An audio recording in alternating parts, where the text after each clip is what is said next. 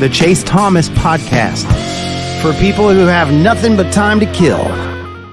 And so I think it's still going to be kind of unclear for a while, but somewhere we know around 34 to like 37-ish is probably the number. Somewhere around there. Maybe you can get up to like 38, 39. We'll see on the DSA part of it, but we have a good idea of what the roster is going to be. We know Henry Ford's going to be on campus. We know Cameron Appenzeller is going to be on campus. We surprisingly know Ethan Moore is going to be on campus. And we know potentially with Reese Chapman going undrafted that Reese Chapman might be back on campus in 2026 as well, which is a big surprise and a big win potentially for Tennessee. But I'm curious.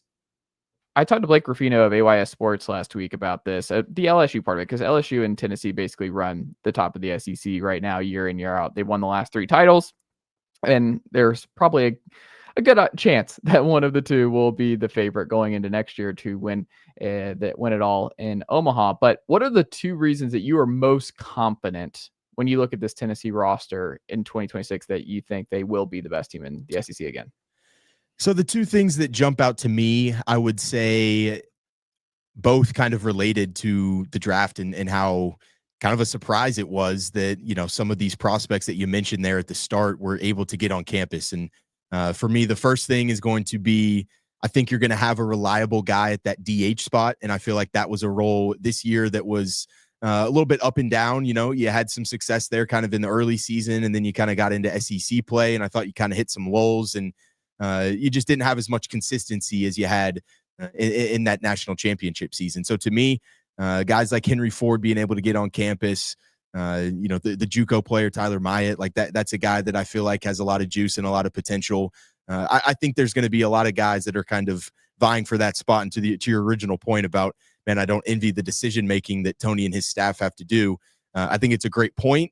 And I also think it's one that it's a good problem to have, because I think you've got a lot of options there. So middle of the order production to me is one of the reasons why. And another one, high leverage arms that you can kind of go to in the bullpen. Now, I think there was a portion of the time there where you're thinking, and we don't even have left-handed pitching on this roster, and we don't have our starting lineup really filled out yet. Like where are some of these innings going to come from? And then you get some of these decisions, and a Cameron Appenzeller, you get him onto campus and stuff like that. And you get some left-handed arms out of the portal.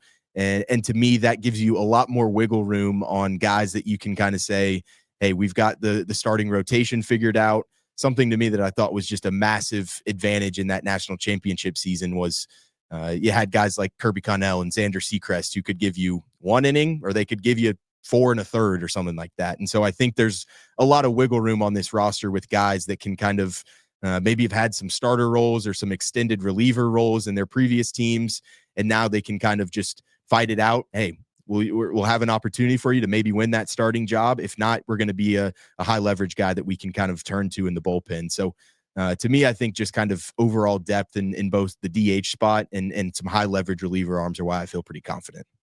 Yeah, I just think what they've done in the bullpen, especially to your point, like there's only 3 weekend spots, right? And it's just going to be really interesting to see how Frank and his staff handles Tuesdays now, because Tuesday with a 34-man roster, you're not going to do the 10 pitchers, what they do, and they Johnny rotate in and out. Yeah, like it's going to be a real game. Like it's going to be a real guy that they're going to have to try out, whether that's maybe Anson Siebert kind of strikes me as like a good bet for potentially to be that Tuesday guy.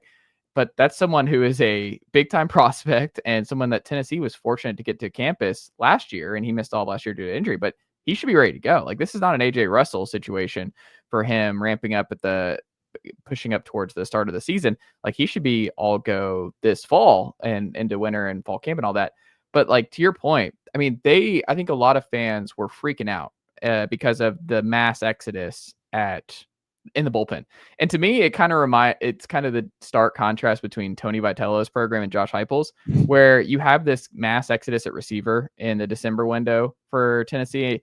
And you're like, okay, well, what are we doing? And it's like Dane Key going to Nebraska, Isaiah Horton on his way to Alabama. And you're looking around, you're like, oh, Kevin Coleman to Mizzou. And we're like, all right, so you're just not going to do anything, huh? Like, it's just, okay, we're just going to go super young. All right, fine.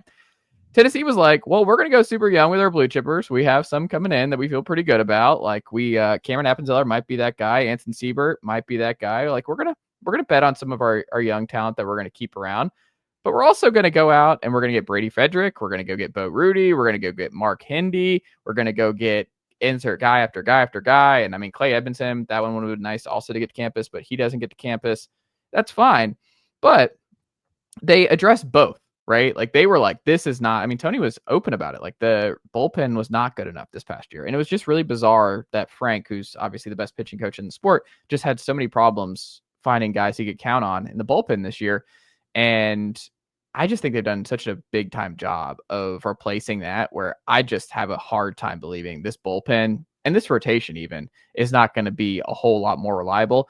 It's going to be a whole lot older, and you're going to be mixed in with top 100 blue chippers. So, man, I'm with you. I think the bullpen to me was such a problem last year that like all these guys can't be weekend starters because you have Braden Krenzel. Is he going to be like, he's one of 6 guys who are competing? And if he's a long relief guy, and if Brandon Harvinson is a long relief guy and someone you can use twice on the weekend because you can't fit him in as one of these weekend starters because you've got Blanco in there, you've got Landon Mack, and you've got Teagan, man, I just think that's a great problem for Tennessee to have. And to your point, I just think it's going to be one of the best in the SEC and all of college baseball next year. I think there's potential where there's 3 to 4 arms in your bullpen that are just going to be SEC caliber starter guys that kind of what Nick Saban was able to stash on his bench back in his heyday at Alabama. It kind of feels like Tony's going to be able to do the same there and just say, all right, well, sorry, we've only got 3 weekend spots to obviously give out. But to your point, a Brady Frederick, a guy that has got some starter experience. I just think there's going to be so many guys. Brandon Arvidsson just coming back into the fold, I think, completely changed the outlook on my opinion for this 26 team and beyond. And I just think you've got a lot of wiggle room and you've got a lot of chances for guys to kind of take on different roles. And we've seen in the past, Vitello and Frank Anderson have done a fantastic job of kind of fitting different guys in different pieces in the puzzle. And they've been really successful at it. So you got to just kind of trust your coaches at this point. You know that you've got the talent and the product on the field. It's really just up to them to kind of find the niche spot for each guy on that roster. The most important. Nicely done, nephew. The Chase Thomas podcast. Hell yeah.